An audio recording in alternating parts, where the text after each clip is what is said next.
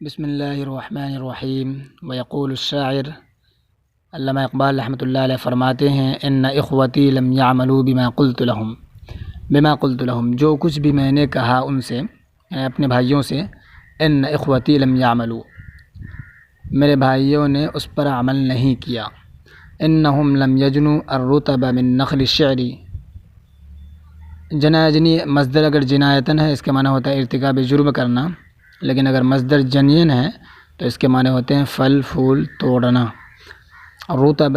سوکھے ہوئے کھجور کو کہتے ہیں، سوکھا ہوا بھی اور پکا ہوا۔ نخل باغ کو کہتے ہیں، شعر و شاعری اشعار۔ انہم لم یجنوا الرطب من نخل الشعر، اور انہوں نے یعنی میرے بھائیوں نے، مسلم بھائیوں نے میرے شعر و شاعری کے باغ سے الرطب یا شعر و شاعری کے باغ کا پھل نہیں توڑا، یعنی جو کچھ بھی میں نے کہا اس پر عمل نہیں کیا ان لوگوں نے، وہی مطلب ہے۔ الیک اشکو یا سید الامم، اے تمام امتوں کے سردار، الیک اشکو میں آپ کے حضور میں شکوہ کرتا ہوں۔ کیا شکوہ کرتا ہوں؟ کہ من اناس لا ينظرون الی الا کشاعر او متغزر، من اناس بہت سے لوگ، دیکھیے لا ينظرون یہ نفی آیا، الا بھی نفی، اس لیے اس بات کا معنی کرتے جاتے ہیں ڈائریکٹ۔ من اناس بہت سے لوگ ایسے ہیں، ينظرون الی جو مجھے، ينظرون الی جو مجھے، الا صرف اور صرف ایک شاعر اور ایک غزل گو کی حیثیت سے ينظرون دیکھتے ہیں، اس بات کے معنی کر دیجیے بس۔ لقد امرتنی یا رسول اللہ، اللہ کے نبی آپ نے ہمیں حکم دیا تھا، ان ابلغ الیہم رسالۃ الحیات والخلود، کہ میں ان تک زندگی اور بقا کا پیغام پہنچا دوں، وانشدہم بما ينفخ فیہم النشاط والروح، ان ابلغ ٹھیک ہے، ان ابلغ الیہم رسالۃ الحیات والخلود، کہ میں ان تک زندگی اور بقا کا پیغام پہنچا دوں، اسی پر عطف ہے، وان انشدہم اور میں انہیں ایسی باتیں بتاؤں سناؤں جو ینفخ کے اندر ہوا ضمیر، جو فیہم ان کے اندر نشاط اور روح کیا کر دے، پھونک دے۔ ولیکن ہؤلاء القصاۃ لیکن یہ سنگ دل آدمی، یقترحون علی مجھے ہی مشورہ دیتے ہیں، کیا مشورہ دیتے ہیں؟ ناح ینوح نوحا نوحہ کرنا، ان انوح الاموات فی الشعر کہ میں اپنے شعر میں مردوں کا نوحہ کروں، وانظم تاریخ الوفات اور وفات کی تاریخ کو اپنے شعر میں کیا کروں، منظم کروں۔ فأین ھذا اس کا اس پیغام سے کیا واسطہ، فأین ھذا اس کا، مما اس پیغام سے کیا واسطہ، امرتنی بہ جس کا آپ نے مجھے حکم دیا تھا۔ ویشکو فی توجع وحزن عمیق اور علامہ اقبال رحمۃ اللہ علیہ بڑے ہی رنج و غم کے ساتھ کہتے ہیں کہ زہد ابناء عصرہ فی العلم الذی کان یحملہ والرسالۃ، اس میں عطف کریں گے، فی العلم پر عطف کریں گے، والرسالۃ التی یقوم بها فی شعرہ، ویقول کیا ہے، زہد ابناء عصرہ ان کے زمانے کے بیٹے، کیا مطلب ان کے یعنی علامہ اقبال رحمۃ اللہ علیہ کے زمانے کے لوگ علم میں، فی العلم اس علم میں، زہد فی بالکل بھی دلچسپی نہیں لے رہے ہیں، الذی کان یحملہ جس کو علامہ اقبال رحمۃ اللہ علیہ یا جو علم علامہ اقبال رحمۃ اللہ علیہ کے پاس تھا، والرسالتی اور اس پیغام سے یعنی وزہد فی الرسالتی اور وہ لوگ اس پیغام سے بالکل بیزار ہو گئے ہیں، التی یقوم بها فی شعرہ جس پیغام کو علامہ اقبال رحمۃ اللہ علیہ اپنے شعر میں پیش کرتے تھے۔ ویقول اور کہتے تھے،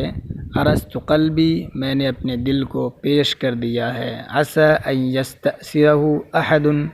اس امید سے کہ ہو سکتا ہے کوئی اسے قید کر لے، فلم ارى فیہ راغبا پھر بھی میں نے اس کا کوئی اس میں کسی دلچسپی رکھنے والے کو نہیں دیکھا، فلم ارا میں نے نہیں دیکھا، راغباً کسی خواہش مند کو، فیہ جو اس میں خواہش رکھتا ہو، ولا لہو طالباً اور نہ ہی میں نے اس کا کوئی طلبگار پایا، وابحت ثروتی وما یحویہ صدری، اس کا ترجمہ ہم سے نہیں ہو رہا ہے لیکن ہم اڑا کے کر دیتے ہیں، دیکھیے ہو جائے تو ٹھیک ورنہ کمنٹ میں بتائیے۔ ابحت ثروتی دولت وما یحویہ فی صدری، اور جو کچھ بھی میرے پاس تھا میں کیا کر دیا، پیش کر دیا،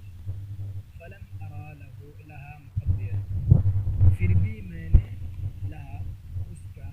مقدرا کوئی قدرداں نہیں پایا، کوئی لائق آدمی نہیں پایا، نہیں دیکھا، فلیعمر عمر یعمر عمران، آباد ہونا، فلیعمر عقدۃ قلبی، آپ کی محبت سے، فلیعمر عقدۃ قلبی، آپ کی محبت میرے دل کو کیا کرے، آباد کرے، اس کا ترجمہ اس طرح کیجیے،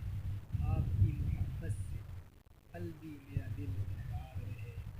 ولیشغل حدیث و لسانی، اور آپ کے ذکر سے میری زبان ہمیشہ تر رہے، فإنی لا أجد في العالم، کیونکہ میں دنیا میں نہیں پاتا، من کسی ایسے شخص کو وہ اشد وحدتاً جو مجھ سے زیادہ تنہائی محسوس کرتا ہو، اعظم غربتاً اور مجھ سے زیادہ اجنبیت محسوس کرتا ہو، ويختتم قصیدته بأبیات، اور علامہ اقبال رحمۃ اللہ علیہ اپنے قصیدے کا چند ایسے بیت کے ذریعے ختم کرتے ہیں، وجہوا الی المرحوم من عبد العزیز ابن سعود، جس کو جس بیت کو علامہ اقبال رحمۃ اللہ علیہ مرحوم عبدالعزیز بن سعود کی طرف منسوب کرتے ہیں، کیوں منسوب کرتے ہیں، باعتبارہ بالکل حجازی فی عہدہ، ارے سوری یار، بالکل نہیں ہے، ملکن ہے، باعتبارہ ملک الحجاز فی عہدہ، کیونکہ باعتباری ترجمہ کریں گے کیونکہ، فی عہدہ یعنی فی عہد اقبال، علامہ اقبال رحمۃ اللہ علیہ کے زمانے میں ملک الحجازی، حجاز کے بادشاہ کون تھے، عبدالعزیز ہی تھے، اس لیے اسی کی طرف منسوب کرتے ہیں، وہ خطاب موجہ، اور یہ خطاب منسوب کیا گیا ہے الی جمیع ملوک العرب، عرب کے تمام بادشاہوں، و زعمائہم، اور ان کے تمام لیڈروں، و عظمائہم، اور ان کے بڑے لوگوں کی جانب منسوب کیا گیا ہے، یحذرہ من الاستعانۃ یا یحذرہ من الاستعانۃ بالاجانب والدول الاوروبیۃ، جی یہ خطاب ان کو اجنبیوں اور یورپین ممالک سے مدد لینے سے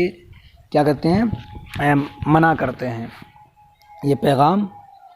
ان کو اجنبیوں اور یورپین ممالک سے مدد لینے پر سے کیا کرتے ہیں، منع کرتے ہیں، چوکنا رہنے کہتے ہیں، یعنی کہتے ہیں ان سے مدد مت لو، وَيَدْعُوهُ إِلَى الْاعْتِمَادِ عَلَى اللَّهِ، اور یہ پیغام اللہ پر بھروسہ کرنے کی دعوت دیتا ہے، ثم علی ما عنده، پھر اس چیز پر بھروسہ کرنے کی دعوت دیتا ہے، ما عنده جو اس کے پاس ہو، یقول علامہ اقبال رحمۃ اللہ علیہ کہتے ہیں،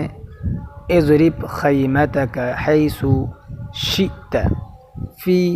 الصحراء، ضرب الخیمہ تمبو گارنا، یہ خیمے کے معنی میں ہے، جی اپنے خیمے کو حیث شئت فی الصحراء، جنگل میں جہاں چاہو گاڑ دو، ولتکن خیمتک قائمۃ، لیکن تمہارا خیمہ